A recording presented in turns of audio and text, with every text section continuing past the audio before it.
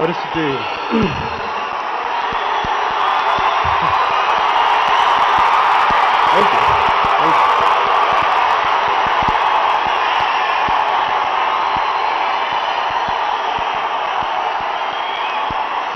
మాట్లాడతాను.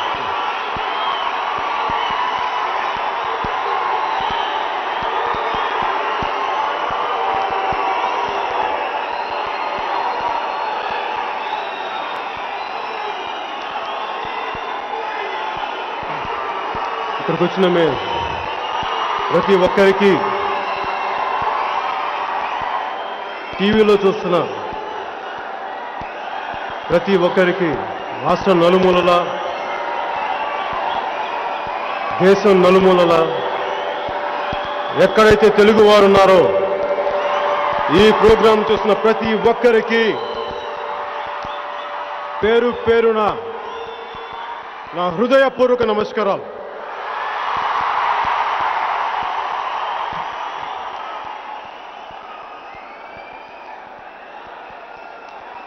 ఇప్పుడు నేనున్న పరిస్థితిని, వెళ్ళపోతున్న పరిస్థితిని ఎలా ఉంది అంటే, ఇల్లేమో దూరం, ఇల్లేమో దూరం, అసలే చీకటి గాఢాంధకారం, దారంతా గతుకులు, చేతిలో దీపం లేదు, కానీ గుండెల నిండా ధైర్యం ఉంది. ధైర్యం ఉంది, ధైర్యం ఉంది.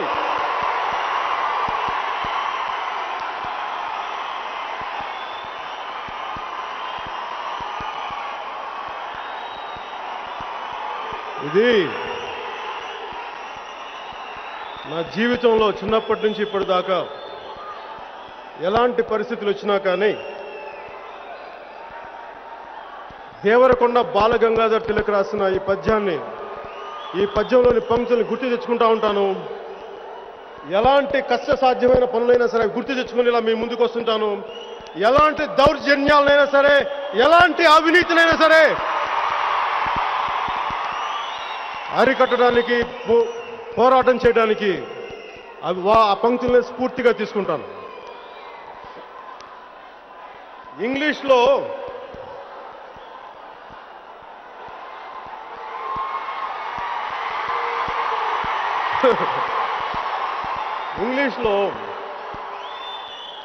సేయింగ్ ఉంటుంది, to live greatly you have to risk greatly. అంటే చాలా గొప్పగా బతకాలంటే చాలా విపరీతమైన డేంజర్స్ని వెతుక్కోవాల్సి వస్తుంది. నేను ఎప్పుడు చాలా చిన్నప్పటి నుంచి గొప్పగా బతకాలని ప్రయత్నం చేయాల, చాలా సామాన్యుడిలాగే అందరిలాగే బతుకుదామనే ప్రయత్నించాను.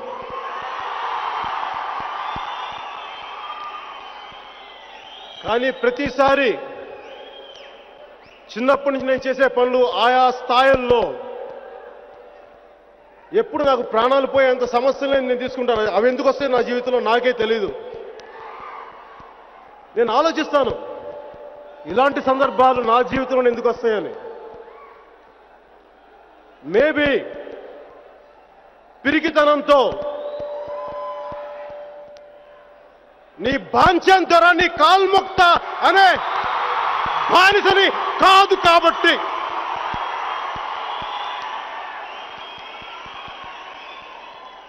వెళ్ళి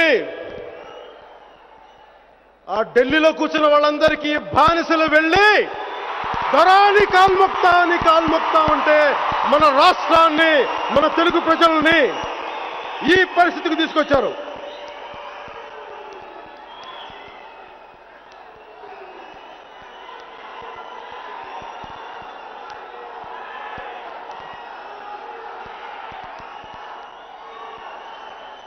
సరిగ్గా 5 సంవత్సరాల క్రితం ప్రజారాజ్యం పార్టీ, అన్నయ్య చిరంజీవి గారు స్థాపించిన పార్టీలో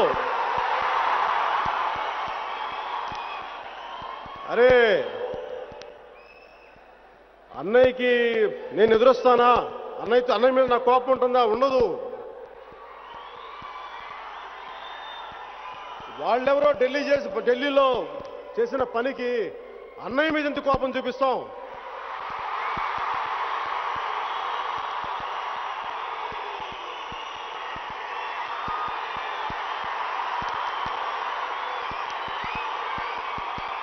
కాకపోతే మన కర్మ అన్యాయానికి, అక్రమాలకి నేను ఎదురెళ్దామంటే నా దురదృష్టం ఈరోజు నేను అన్నయ్యకి ఎదురుగా నిలబడాల్సి వస్తుంది తప్ప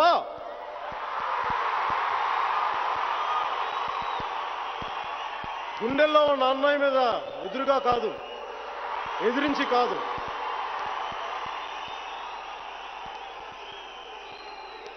తండ్రి తర్వాత తండ్రి లాంటి అన్నయ్యకి నేను ఎందుకు ఎదురెళ్తాను? కానీ అలాంటి పరిస్థితిని కల్పించింది ఎవరు? అక్కడ ఢిల్లీలో కూర్చున్న కాంగ్రెస్ హైకమాండ్.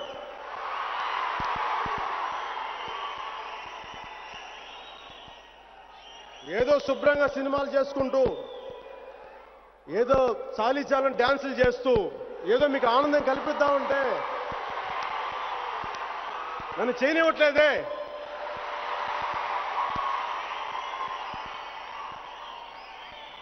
అందుకని ఈరోజు ఇలాంటి పరిస్థితుల్లో మేము ముందుకొచ్చాం. సరిగ్గా 5 సంవత్సరాల క్రితం గుంటూరులో ప్రజారాజ్యం పార్టీ తరఫున ఎలక్షన్ ప్రచారంలో నా ఆఖరి రాజకీయ ప్రసంగం చేశాను. ఆ తర్వాత ఇంకెప్పుడు రాజకీయాల గురించి కానీ, మన తెలుగు జాతి పరిస్థితుల మీద కానీ,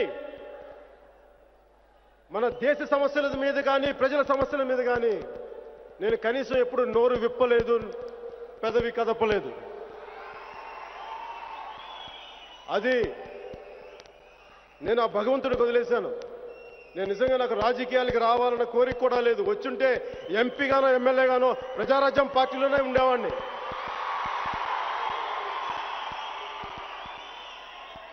నాకు సమాజం బాగుండాలని కోరుకునేవాడిని. వెళ్ళి లాల్ బత్తి కారులో తిరగాలన్న కోరిక లేదు, ఎంపీగా గెలవాలని లేదు, ఎమ్మెల్యేగా పోటీ చేయాలని లేదు, మంత్రులు అవ్వాలని లేదు, ముఖ్యమంత్రులు అవ్వాలని లేదు. నాకు ఇవన్నీ చాలా తుచ్చమైనవి. తుచ్చం తుచ్చం.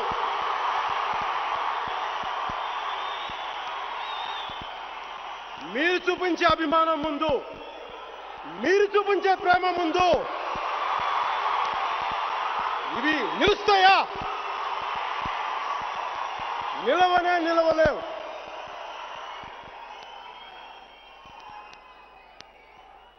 కానీ రాష్ట్ర రాజకీయాల గురించి కానీ, విడిపోయిన తెలంగాణ, మన తెలంగాణ,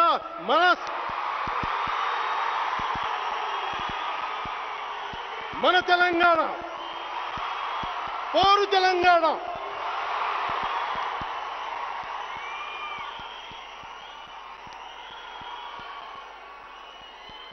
సీమాంధ్రగా విడిపోయినా కానీ విడిపోయిన పరిస్థితులను గమనించాను. ఎలా విడగొట్టారో చూశాను, ఎలాంటి పరిస్థితుల్లో విడగొట్టారో చూశాను. విసుగొచ్చింది, రాజకీయ నాయకుల మీద అసహ్యం వేసింది. వెన్నెముక లేని రాజకీయ నాయకుల మీద కోపం వచ్చింది. ఒక నిర్దిష్టమైన ఆలోచన విధానంతో, ఒక సుదీర్ఘమైన 25 సంవత్సరాల లక్ష్యంతో నేను ఇలా మీ ముందుకు వచ్చాను, పార్టీ పెట్టాను. దాని పేరు జనసేన. జనసేన,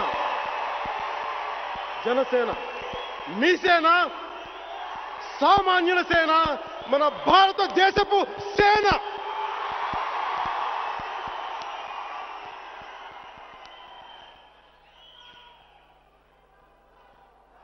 అది జెండా, జనసేన జెండా. ఆ జెండాకు తాలూకు అర్థమేంటో తర్వాత చెప్తాను, కానీ ముందుగా ఇక్కడ నేను మీ ముందుకు వచ్చిన ఎజెండా గురించి చెప్తాను.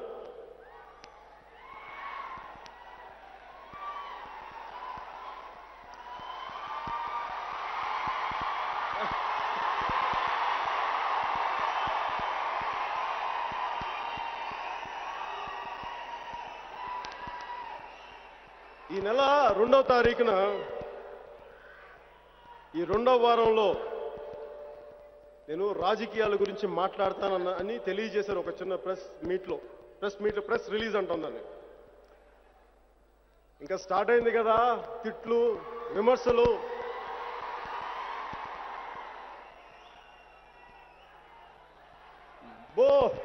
ఎలా ఒక్కొక్కళ్ళు నోటికి వచ్చినట్టు తిడతా ఉన్నారు, చూస్తా ఉన్నా. పౌరుషం లేదా? చేత కాదా? చూస్తాం, భరిస్తాం, ప్రేమిస్తాం, తర్వాత ఏం చేస్తాం?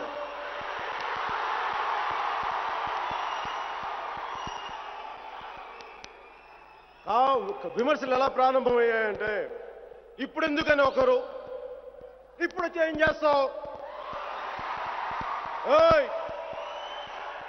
2000 ఇప్పుడొద్దు, 2019కి రా.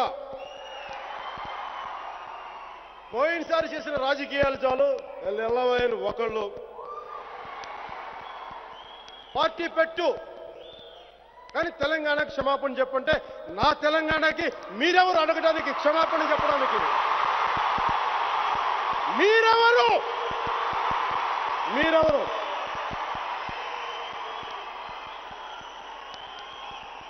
ఇంకొంతమంది మీ హీరోకి దమ్ముంటే ఏం చేస్తాడు అన్ని స్టేట్మెంట్స్ ఇచ్చి రావాలంట. మీరెవరు చెప్పడానికి? మీరెవరు?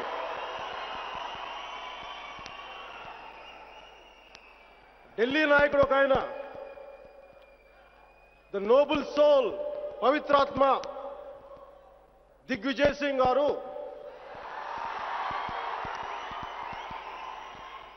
పవన్ కళ్యాణ్ నువ్వు పార్టీ పెట్టమ్మా, నువ్వు పార్టీ పెట్టాలంటే ఎల్లంటే కాంగ్రెస్ లో కలిపేయాలంట, అదేదో గంగానదిలాగా.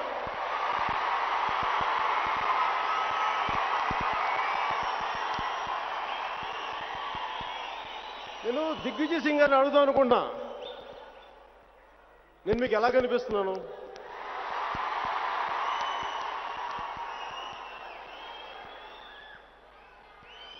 చెప్తా.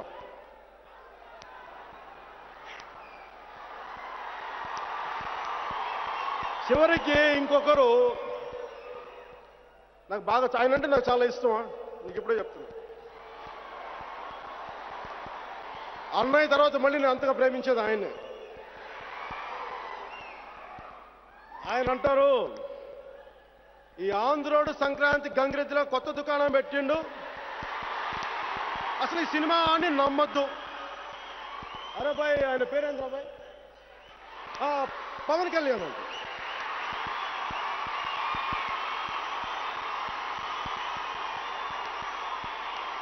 అరే నువ్వు నన్ను చెప్పలే రాదే,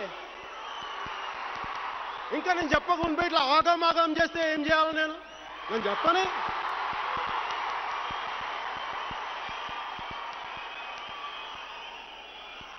అరే నేను చెప్పినాక నువ్వు తిడితే నేను కాదంటానా? నేను పడేటోండి కాదా? నేను పడతా. నువ్వు సంవత్సరాలుగా తిడుతుండే నువ్వు, నేను పడట్లా? పడతాం.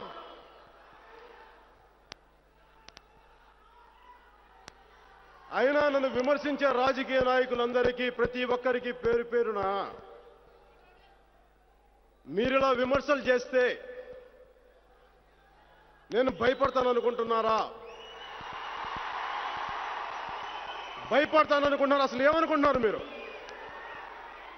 ఇలాంటి పరిస్థితుల్లో 2 నెలల ఎన్నికలు ముందు పెట్టుకొని నేను మీ ముందుకు వచ్చి మీలా భయపడేవాడైతే మీ ముందు నేను ఇలా నిలబడగలనా?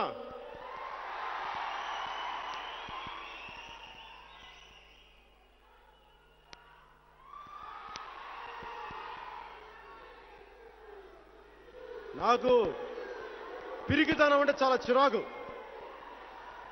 పిరికితనంతో వెన్ను చూపడం నాకు తెలియదు.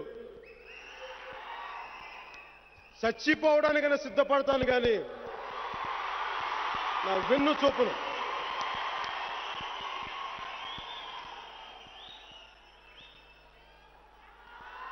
నేను మొన్న ఒక 2 రోజుల క్రితం 14వ తారీఖు ఈరోజు సాయంత్రం మాట్లాడేందుకు చెప్పిన తర్వాత పార్టీ రిజిస్ట్రేషన్ అయిపోయింది. అందరికీ చెప్పిన తర్వాత నేను రాజకీయాల్లోకి రావాలని నిర్ణయించుకున్న తర్వాత అన్నీ సిద్ధం చేసుకున్న తర్వాత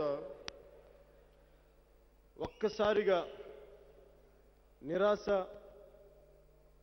నిస్పృహ, నైరాశ్యం వచ్చినాయి. నేను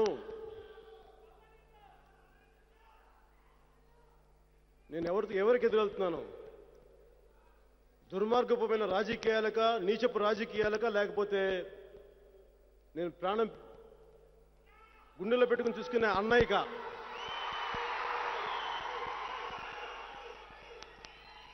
అసలు వెళ్ళాలా, ఆగిపోదామా? చెప్పాం కదా. కొన్ని అందరు నన్ను తిడతారు, నువ్వు పిరికోడు అంటారు, వీడు పారిపోయాడు అంటారంటే అన్నయ్య మీదకి ఎదురు అన్నయ్య మీద అనిపించుకోవాలని నాకు లేదు. అలాగని చెప్పి జరుగుతున్న పరిస్థితులను చూసి అట్లాగే ఉండిపోవడం లేదు. చాలా సతమతమయ్యాను. ఇక్కడికి నేను వస్తున్నట్టు మా ఇంట్లో ఎవరికి తెలియదు. మా అమ్మకి తెలియదు, మా అక్కలకి తెలియదు.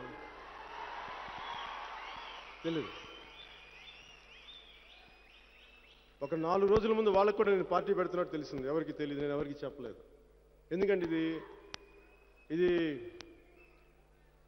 నన్ను ఎవరన్నా అడిగితే నీకు దేశం ముఖ్యమా, సమాజం ముఖ్యమా, లేదంటే నీ ప్రాణం ముఖ్యమా అంటే నాకు దేశం, సమాజమే నాకు ముఖ్యం. ఇంకేది ముఖ్యం కాదు. కానీ నన్ను తిడతారు. ఇంటికి వెళ్ళక అమ్మ కొట్టొచ్చేవో కూడా పడతాను. ఎప్పుడైనా తెలియదు, నేను రేపు ఎల్లుండి వెళ్తాను.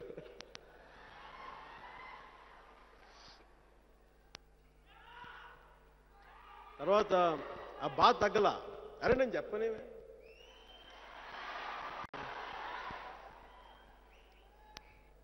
నాకే అనిపించింది, అరే నీకు రాజకీయాలు అవసరమా? ఏదో సినిమాలు చేస్తున్నావు, డబ్బులు బాగానే వస్తాయి, ఇప్పుడు అప్పులు కడతా ఉంటావు, భరించకూడదు, మళ్ళీ ఇప్పుడు నీకు రాజకీయాలు ఎందుకురా నీకు అంది. నాకు నిజం అనిపించింది. శుభ్రంగా ఇంట్లో కూర్చోవచ్చు కదా, మంచిగా ఉంటుంది. ఏదో తోటకు పోయేదన్నా మామిడి చెట్లు అయితే మామిడి చెట్టు కింద కూర్చొని చేయొచ్చని ఉంటుంది. ఆలోచించా. నా రూమ్లోకి వెళ్ళాను. వెళ్తే నాకు నా 3 పిల్లల్ని చూశాను. నా 2 కూతుర్ని చూశాను. ఒక కూతురికి 4 ఏళ్ళు, ఇంకో కూతురికి 2 ఏళ్ళు. నా కొడుక్కి 8, 9 ఏళ్ళు అనుకుంటా. ఇప్పుడు అడగలా, నిజంగా ఎప్పుడు అడగలా.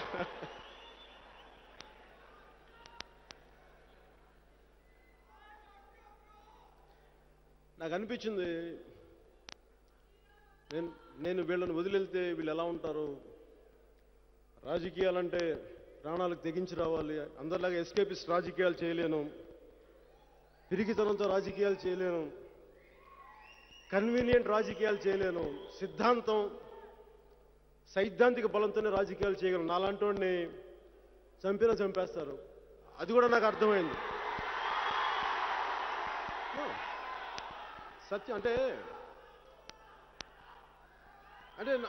అంటే సమాజం కోసం నిస్వార్థంగా పనిచేయాలంటే ప్రాణాలు తెగించి పోరాడాలి. అలాంటి సమయంలో వీళ్ళు ఏమనుకుంటారు పాపం అనిపించింది. మళ్ళీ ఇందాక మీకు చెప్పినట్టే, నా దేశం ముఖ్యమా, నా సమాజం ముఖ్యమా, నా భారతదేశం ముఖ్యమా, నా భారతదేశ మనుషులు ముఖ్యమా అనుకున్నప్పుడు నా కుటుంబం చాలా చిన్నదిగా అనిపించింది. అందుకే ఈరోజు ఇలా రాగలిగాను, మీ ముందు నిలబడగలిగాను.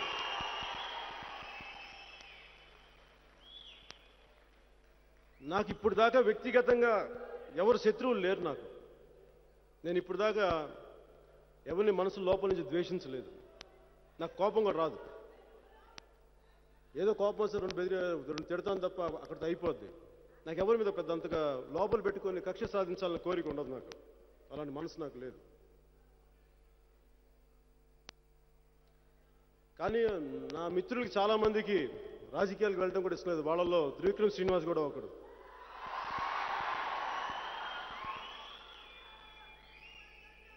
నేను అతనితో కూడా గొడవ పెట్టుకొని వచ్చేసాను. అలాగే అన్నిటికంటే నాకు ఒక్క మిత్రుడు నిలబడ్డాడు. ఆ మిత్రుడు మీకు ఎవరికీ తెలియదు. అందరూ ఏమనుకుంటారంటే నేను సిపిఎఫ్ని ఆపేశాను అనుకున్నారు, కామన్ మ్యాన్ ప్రొటెక్షన్ ఫోర్స్ని. అది నేను ఆపలా. అది ఆపడం అంటే బయటికి ఆగిపోయిందేమో కానీ నా గుండెల్లో ఆగలేదు, అది రగులుతూనే ఉంది.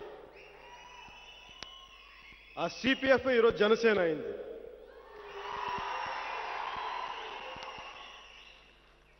అలా నేను సిపిఎఫ్కి ఎస్టాబ్లిష్ చేసినప్పుడు నేను చాలామంది మంచి వ్యక్తులను కలిశాను. సంఘం పట్ల ఎంతో ప్రేమ, దేశం పట్ల ఎంతో భక్తి, అలాంటి వ్యక్తులందరినీ కలిశాను. వాళ్ళల్లో ఒకడు రాజు రవితేజ్ అని వరంగల్ జమ్మికొండ నుంచి వచ్చిన నా మిత్రుడు ఒకడున్నాడు. నాకు తను వెన్నుదన్నుగా నిలబడ్డాడు. మేమిద్దరం ఎంతో మదించాం, శోధించాం. ఈ 5 సంవత్సరాలు కనీసం రోజుకి 8 గంటలు 9 గంటలు తక్కువ కాకుండా 10 గంటలు తక్కువ కాకుండా ఆలోచిస్తూ వచ్చాం. కాకపోతే దాన్ని పార్టీ పెట్టాలన్న ఆలోచన అయితే లేదు, కానీ ఉన్న సమస్యలను మాట్లాడుకుంటూ వచ్చాం. నా వెనక ఎవరు లేరు, పెద్ద పెద్ద రాజకీయ నాయకులు లేరు, డబ్బున్నోళ్ళు లేరు, ఎవరు లేరు. కేవలం ఉన్నది ఒక రాజు రవితేజ్ మట్టుకు, ఇంకెవరు లేరు.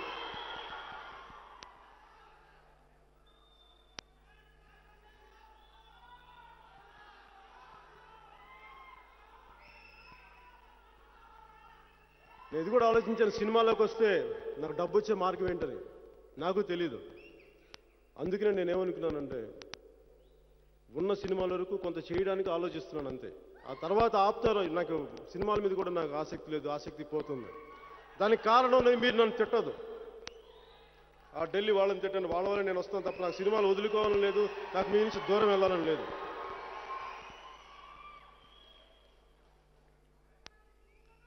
ఇలాంటి ఆలోచనలు విపరీతం బరువు ఎక్కిపోయింది మనసు. ఏం చేయాలి, నేను ఎక్కడికి వెళ్ళాలి, అసలు నేను ఇలాంటి పరిస్థితిలో ఉన్నానేంటి, నేను ఏం కోరుకుంటే నా జీవితంలో ఇది జరిగిందని నేను చాలా ఆలోచించాను. చిన్నప్పుడు మా అమ్మ అనేది మతి అంతో గతి అంతే అని. నువ్వేం ఆలోచిస్తున్నావు, నువ్వు ఇట్లా తయారేమంటావు. నాకు అలా చూస్తే ఒకసారి చిన్నప్పటి నుంచి నాకు అన్ని విషయాలు గుర్తుకొచ్చినాయి. సామాజిక స్పృహ కలగడానికి కారణమైన నాకు చిన్నప్పటి సంఘటన గుర్తొచ్చింది. అలాంటిది మీ అందరి జీవితాల్లో దాదాపు ప్రతి ఒక్కరి జీవితంలో తగులుద్ది. సాయంత్రం మా నాన్నగారు ప్రభుత్వ ఉద్యోగి, ఆయన ఎస్ఐగాను తర్వాత సిఐగా పనిచేసేవాళ్ళు. పోలీస్ డిపార్ట్మెంట్ నుంచి ఎక్సైజ్ డిపార్ట్మెంట్కి అలా తిరుగుతాం. సాయంత్రం 6:30 గంటలకి మన స్కూల్లో మన ఎడ్యుకేషన్ విధానం ఎంత గొప్పగా ఉంటుందంటే స్కూల్స్ ఓపెన్ చేసేస్తారు, కానీ పుస్తకాలు రావు, టెక్స్ట్ బుక్స్ రావు, మనం ఏం చదువుకోవాలో తెలియదు. సో నాకు కొద్దిగా లేటుగా ఒక పుస్తకం కనిపించింది. మా టీచర్ తిడితే ఆ రోజు వెళ్ళి పుస్తకం కొనుక్కోడానికి వెళ్తే నన్ను ఇక్కడున్న పోలీసులు అందరూ నన్ను క్షమించాలి, నన్ను పోలీసులు పట్టుకెళ్ళారు. నాకు అర్థం కాలేదు ఎందుకు పట్టుకెళ్ళారని. చూస్తే నేను 1 వేలో వస్తున్నాను అని చెప్పి నన్ను తీసుకెళ్ళిపోయి పోలీస్ స్టేషన్లో వేశారు. నాకు అర్థం కాదు, నాకు ఎంత 7th క్లాసు, నాకు తెలియదు ఎంత వయసు అప్పుడు ఎంత ఉండవు. 7th క్లాస్ అలా చూస్తూ ఉన్నాను. బాగా పక్కన ఎవరో బాగా తాగి గొడవలు చేసుకుంటున్నారు, చిన్న రౌడీల్లాగా కూడా అనిపించారు ఆ వయసుకి చాలా బలంగా. వాళ్ళని చూస్తూ ఉంటే నాకు అర్థం కలిగారు. అలాగే నాతో పాటు చాలామందిని పట్టుకొచ్చారు, అలాగే వేసేసారు అందరినీ. నేను బతిలాడుతూ ఉన్నాను. అక్కడ ఎవరో ఒక కానిస్టేబుల్ గారు ఎవరో ఉన్నారు, అందరినీ బతిలాడుతున్నారు. సార్ మా నాన్న ఇక్కడ టౌన్లో ఎస్ఐగా కూడా పనిచేస్తారంటే. అబ్బే నన్ను నమ్మలేదు వాళ్ళు, అలాగే ఉండిపోయాన్నారు.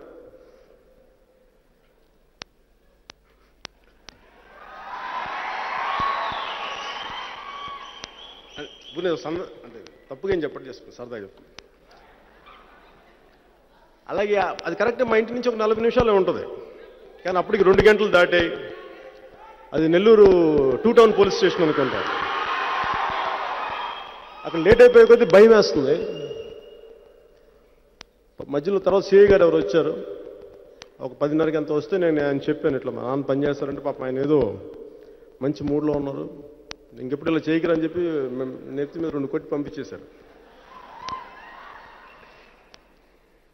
కానీ ఇంటికి వెళ్ళిపోయాను, ఇంట్లో వాళ్ళు తిట్టారు, చాలా బాధ వేసింది. నాకు అర్థం కాలేదు ఏం చేసిన తప్పు అనుకున్నాను. ఎందుకంటే నాకు తెలియదే, నాకు వన్ వే ఉన్నట్టు కొత్తగా పెట్టారు, నాకు తెలియదే, నాకు ఎవరు చెప్పలేదు, నాకు తెలిస్తే నేను తప్పు చేసేవాడిని కాదు కదా అని అనుకున్నా. మొట్టమొదటిసారిగా మీ అందరి జీవితంలో జరిగే పెద్ద గొప్ప సంఘటన ఏం కాదు, చాలా మామూలు సంఘటన. నాకు మొట్టమొదటిసారిగా ఏమనిపించిందంటే, ఒక సామాన్యుడు ఎలా బాధపడతాడో మొట్టమొదటిసారిగా నాకు తెలిసిన ఇన్సిడెంట్ అది.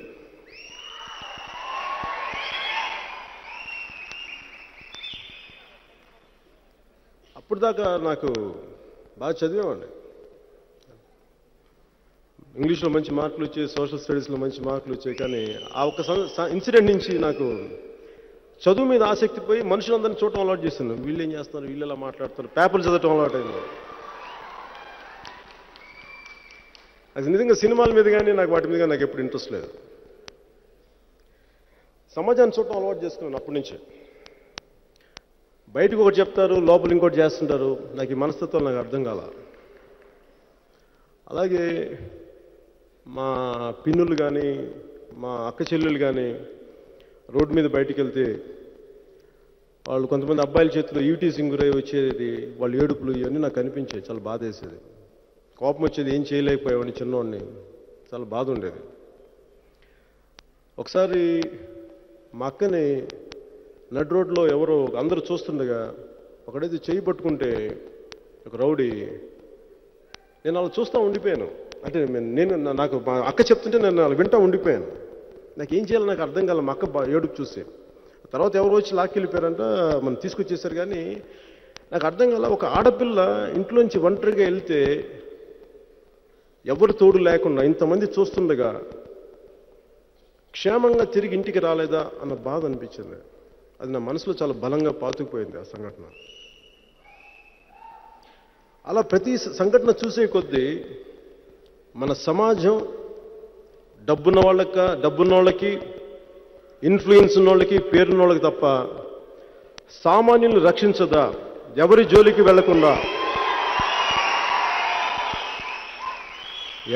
వెళ్లకుండా ఏదో పొద్దున ఉద్యోగం చేసుకొని తిరిగి ఇంటికి వచ్చే పరిస్థితులు లేవా అని చాలా బలంగా ఉండేది.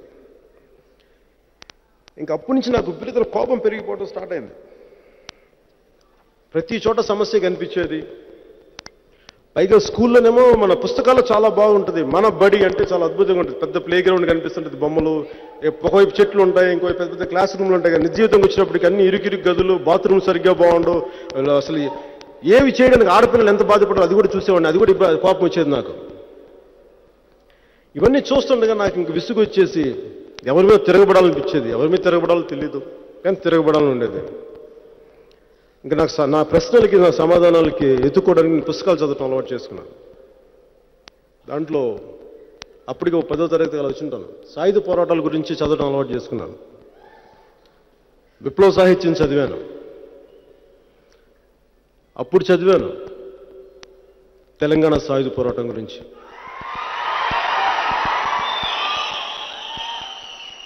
అప్పుడు చదివాను తెలంగాణ సాయుధ పోరాటం గురించి. అంతేగాని కొత్తగా ప్రేమ వచ్చి చదవలేదు కొంతమందిలాగా.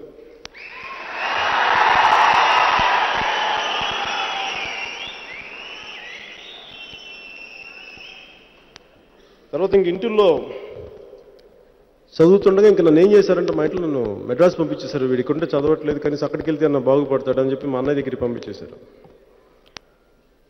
స్థలం మారింది కానీ ఆలోచనలు మారుతాయా, అదే బుద్ధి. అక్కడికి వెళ్తే అన్నయ్య అంటే ఎంత ప్రేమ ఉంటుంది. అక్కడ ఎవరో వచ్చి కొంతమంది లోకల్ రౌడీలు అన్నయ్యని తిడుతూ ఉంటారు ఎప్పుడు. నేను అన్నయ్య వెళ్ళిపోయిన తర్వాత కొంతమంది వచ్చి గోల్ చేస్తూ ఉంటారు. ఎవరు వెళ్ళరే, ఎవరు నాకెంత ఉంటుంది, నాకు ఒక 16, 17, 18 ఏళ్ళు ఉంటాయి. నేను వాళ్ళు వచ్చి తిడతా ఉండేవాళ్ళు, వాచ్మెన్స్ని కొడతా ఉండేవాళ్ళు. ఇంకొకరోజు కోపం వచ్చి ఈరోజు తాడో పేడు తేల్చేసుకుందాం అనుకున్నాను. అండ్ సినిమా లెక్కలు ఫైట్ చేయలేదు కానీ కొంచెం గట్టిగా కొట్టాను.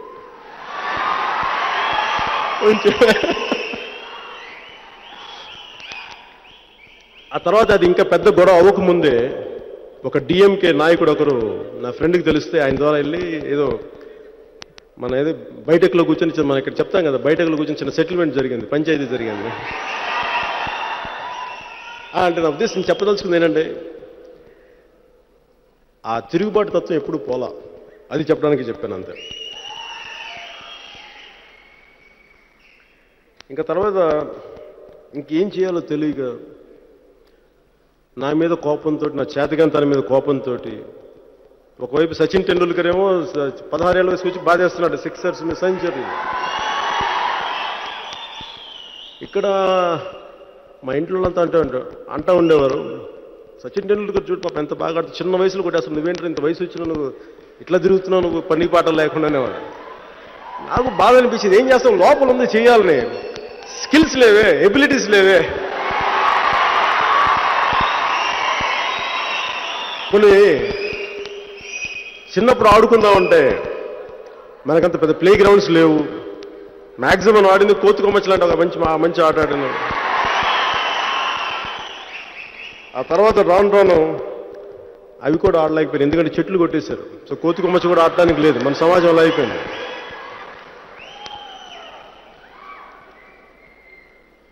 ఆ తర్వాత మార్షల్ ఆర్ట్స్, ఇంకా కోపం మీద మార్షల్ ఆర్ట్స్ నేర్చుకునేవాడిని, నన్ను కొట్టించుకునేవాడిని. ఏదన్నా అలా కొట్టించుకున్న బాగా తీరుద్దామని తీరలా. తర్వాత యోగా నేర్చుకున్నాను, ధ్యానం చేశా, లోపల శాంతి రాలా.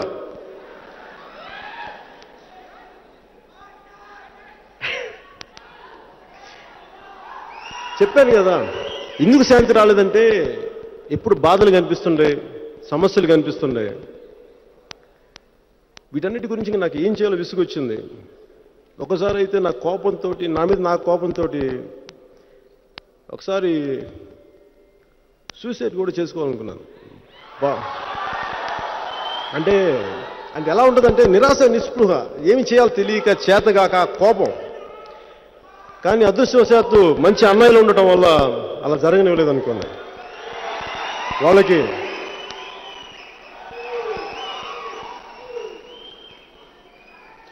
ఆ తర్వాత వాళ్ళు ఒకటే అన్నారు, ఎందుకు ఎంత బాధ నీకంటే చెప్పాను నా సమస్యలు ఏవైలా అంటే, చాలా మంచి మాట చెప్పారు. మనందరికీ పనిచేస్తాం మాట, తినటానికి తిండి ఉండి, కట్టుకోవడానికి బట్టు ఉండి, ఉండటానికి ఇల్లు ఉంటే, నువ్వు ఎన్ని సంపాదించే నాన్న అన్నయ్యలు ఉంటే, వండి పెట్టడానికి అమ్మ వదులు ఉంటే, నువ్వు ఎన్ని కథలేని చెప్తారు ఇట్లా అనేవాళ్ళు. నాకు నిజం అనిపించింది, యాక్చువల్గా కరెక్టే కదా, నాకు అన్నీ నోటి దాకా వస్తుంటే నాకు అన్నీ బాగానే ఉన్నాయి అనిపించింది. ఆ రోజు నేను ఒక విచిత్రమైన ఎక్స్పెరిమెంట్ స్టార్ట్ చేశాను. ఆ రోజున నా మీద నేను ఒక ఎక్స్పెరిమెంట్ మొదలు పెట్టుకున్నాను. బాగా కష్టపడి ఒక దాంట్లో ప్రావీణ్యత సంపాదించి, ఏదన్నా పేరు ప్రఖ్యాతులు కాకపోవచ్చు, ఏదైనా సరే ఒకటి సాధించి పోగొట్టుకోవడానికి చాలా విలువైన ఉండి కూడా నేను ఇలాగే సమాజం పట్ల, దేశం పట్ల ఇంతే వేదన ఉంటుందా, ఇంతే ధైర్యంగా నేను మాట్లాడగలనా, ఇంతే ధైర్యంగా నేను పోరాటం చేయగలనా అన్న ఆ రోజు నా ప్రశ్న ఈరోజు నన్ను ఇలా మీ ముందు నిలబెట్టింది.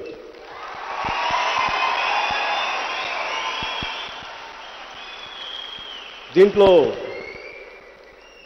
నేను మీకు గుండె లోతుల నుంచి చెప్తున్నాను, ఇది నాకు రాజకీయాలకు సంబంధించి కాదు. నిజంగా ఒక అన్యాయాన్ని జరుగుతున్నప్పుడు ఇలా చేయగలనా అని అనుకున్నప్పుడు ఇప్పుడు నేను చెప్పగలను, అలా ఉండగలను, అలా చేయగలను. కాకపోతే ఇది 1 సంవత్సరం తర్వాత చెప్పట్లేదు, తక్కువలో తక్కువ ఒక 24 సంవత్సరాల సుదీర్ఘ ప్రయాణం తర్వాత, 2 దశాబ్దాలు తర్వాత చెప్పగలుగుతున్నాను. 2 దశాబ్దాల పైన తర్వాత పోగొట్టుకోవడానికి కోట్లుండి నేను సినిమాలోంచి వెళ్ళిపోతే మీ అందరూ బాధపడతారు. ఆ బాధకు నేను గురయ్యి రేపొద్దున నా పిల్లలు ఏమవుతారో తెలియదు, అన్నిటినీ వదులుకోవడానికి నేను సిద్ధపడి ఇక్కడికి వచ్చానంటే అది నా దేశం పట్ల ఉన్న ప్రేమ, సమాజం పట్ల నాకున్న బాధ్యత.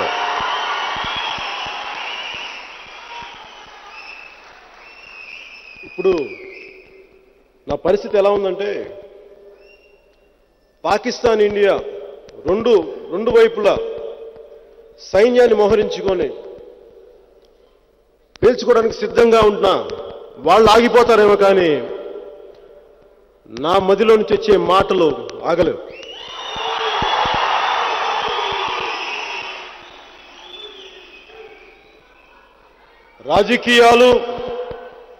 రాజకీయ వ్యవస్థ ఉన్నది ప్రజల సమస్యలను పరిష్కరించడానికి, కానీ జట్లం చేయడానికి కాదు.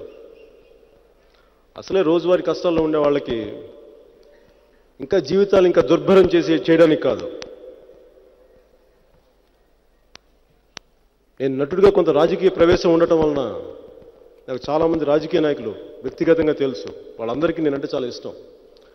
చాలామంది ఎంపీల పిల్లలకు కానీ, ఎమ్మెల్యేల పిల్లలకు కానీ, వాళ్ళ కుటుంబ సభ్యులకు కానీ మీరు ఎంత ఇష్టపడతారు, వాళ్ళు కూడా నన్ను అంతే ఇష్టపడతారు.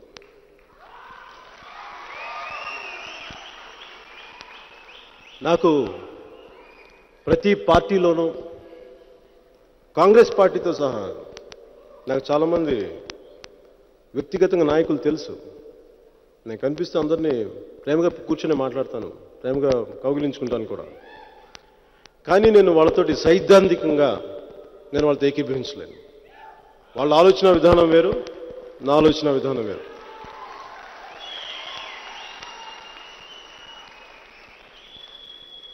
నాకు రాజకీయ నాయకులు అంటే నాకు వ్యక్తిగతంగా వాళ్ళు ఎవరితో నాకు శత్రుత్వం లేదు. కాకపోతే వాళ్ళు చేసే పనుల పట్ల నేను వాళ్ళతో ఏకీభవించను, వాళ్ళతో పోరాటం చేస్తాను.